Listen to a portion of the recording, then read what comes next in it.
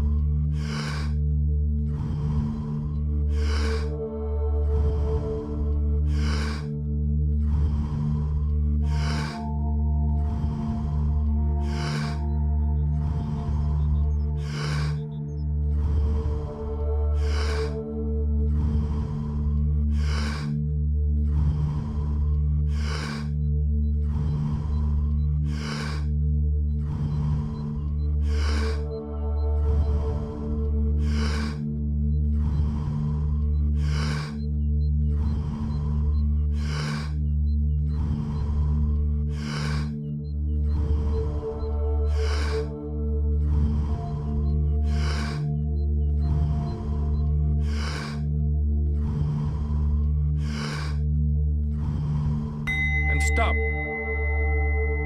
What could you do to improve yourself? Well, let's step one step backwards. The first question might be, why should you even bother improving yourself? And I think the answer to that is something like, so you don't suffer any more stupidly than you have to. And maybe so others don't have to either. It's something like that. You know, like there's a real injunction at the bottom of it. It's not some casual self-help doctrine. It's that if you don't organize yourself properly, you'll pay for it, and in a big way, and so will the people around you. Now, and you could say, well, I don't care about that, but that's actually not true. You actually do care about that, because if you're in pain, you will care about it. And so you do care about it, even if it's just that negative way, you know. It's very rare that you can find someone who's in excruciating pain who would ever say, well, it would be no better if I was out of this.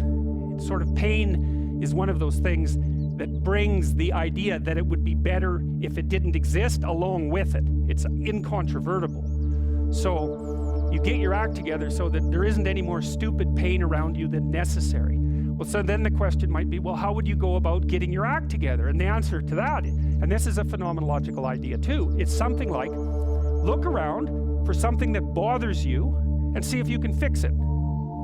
So now you think, well,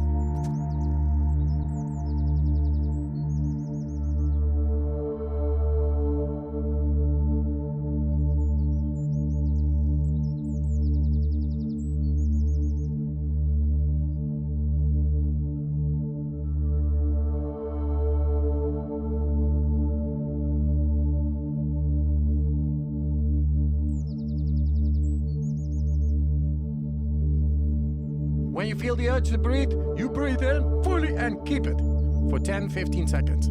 Then that's one round. Fully in and keep it. And now you press your belly,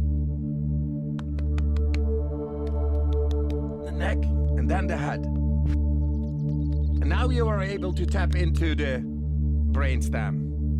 And yeah, that's it. 30 times.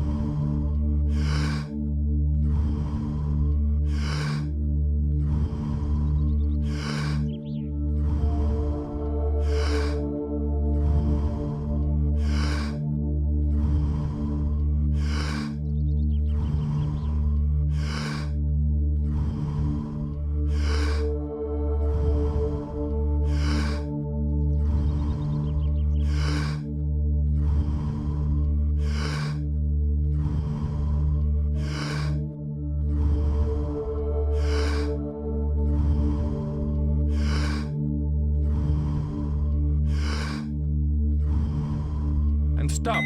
Let's say you go into you can do this in a room. It's quite fun to do it just when you're sitting in a room, like a room, maybe your bedroom. You can sit there and just sort of meditate on it and think, okay, if I wanted to spend 10 minutes making this room better, what would I have to do? And you have to ask yourself that, right? It's not a command, it's like a genuine question. And things will pop out in the room that you like, there's a stack of papers over there that's kind of bugging you, and you know that maybe a little order there would be a good thing, and there's some rubbish behind your computer monitor that you haven't attended to for like 6 months, and the room would be slightly better if it was a little less dusty and the cables weren't all tangled up the same way. And like, if you allow yourself just to consider the expanse in which you exist at that moment, there'll be all sorts of things that'll pop out in it that you could just fix. And I might say, well, if you were coming to see me for psychotherapy, this easiest thing for us to do first would just be to get you to organize your room. You think, well, is that psychotherapy? And the answer is, well, it depends on how you conceive the limits of your being. And I would say, start where you can start. If something announces itself to you, which is a strange way of thinking about it, as in need of repair, that you could repair, then, hey, fix it. You fix 100 things like that, your life will be a lot different.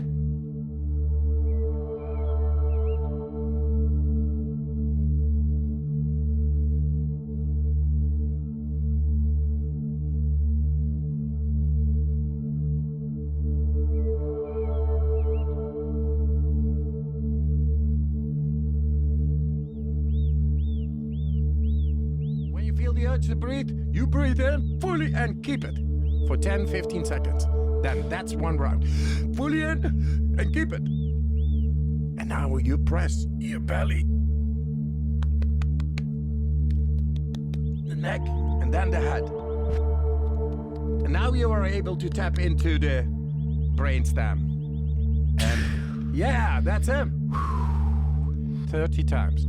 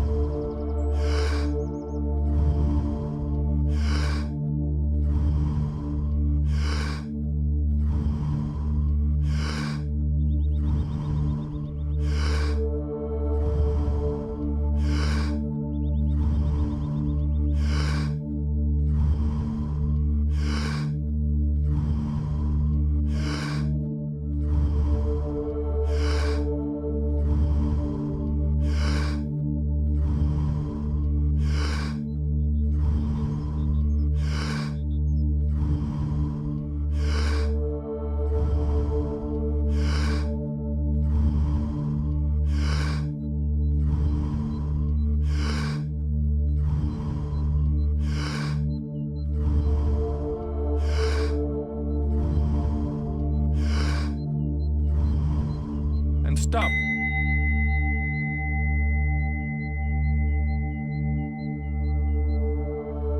I often tell people too, fix the things you repeat every day, because people tend to think of those as trivial, right? You get up, you brush your teeth, you have your breakfast, you have your routines that you go through every day. Well, those probably constitute 50% of your life.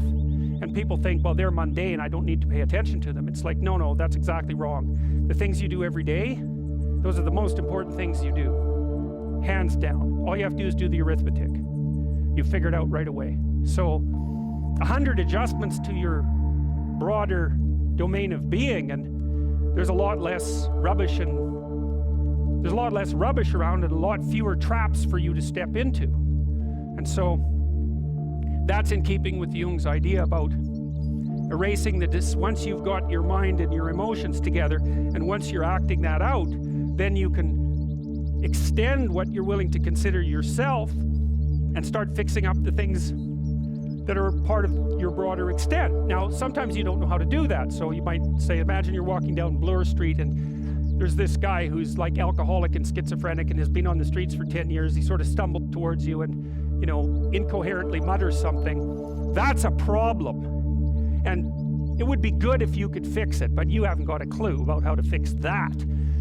You just walk around that and go find something that you could fix, because if you muck about in that, not only is it unlikely that you'll help that person, it's very likely that you'll get hurt yourself.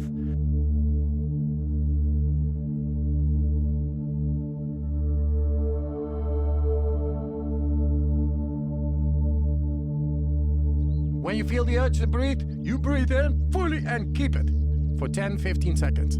Then that's one round. Fully in and keep it. And now you press your belly, the neck, and then the head. And now you are able to tap into the brainstem. And yeah, that's him.